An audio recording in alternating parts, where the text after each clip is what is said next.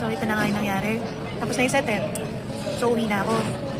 Kanina, bago ako pumasok, medyo traffic dito sa Makati. So, relax pa ako nagdadrive. Butiks nakita ako, uusok yung motor ko, natakot ako. My goodness. Natakot ako, yun pala yung ulan. Parang may problema.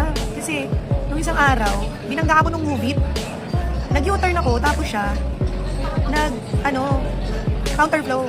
So, pagka U-turn ko, siya naman to si counterflow. Dapat hindi naman ako mababangga eh. Kung mabilis lang sana yung reflexes niya. Problema hindi, nakanga si sir eh. Na ano siya eh, alam mo yun. Sabi ko sa kanya, sir, ano ginagawa mo dyan? Bakit nandiyan ka? Tapos sabi ko sa kanya, kung gagawa ka ng trimming, sana galingan mo naman. Hindi ka man lang nakapag-preno, kahit ka pa nung mag-preno eh.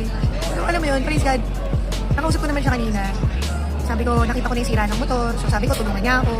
Kaya sabi ko, uli ng ina ako ngayon. Sabi ko, pag mura lang naman, hindi ko na siya sisingilin kasi syempre, budget na nga lang din yung trabaho niya, di ba? Bakit? Alam mo yun, kung carry ko naman, hindi ko na siya sisingilin. Pero sabi niya, tutulungan naman daw niya ako. Pero, ayun. Okay naman. Ganito lang tayo mga kapatid, bago tapos tayo kay Katabas Rebo. Ito na lang pinatabas ko. Kasi tayo papahaba na ng hair. Yan. Medyo nakakaloka lang ang mga nagaganap ngayon sa kabuhayan natin. Medyo nakaka-recover na. Meron pa rin tayong injury, pero praise God. Okay lang, kaya naman. Pray nyo lang ako makauwi ako ng buo ngayon. Bye. Night.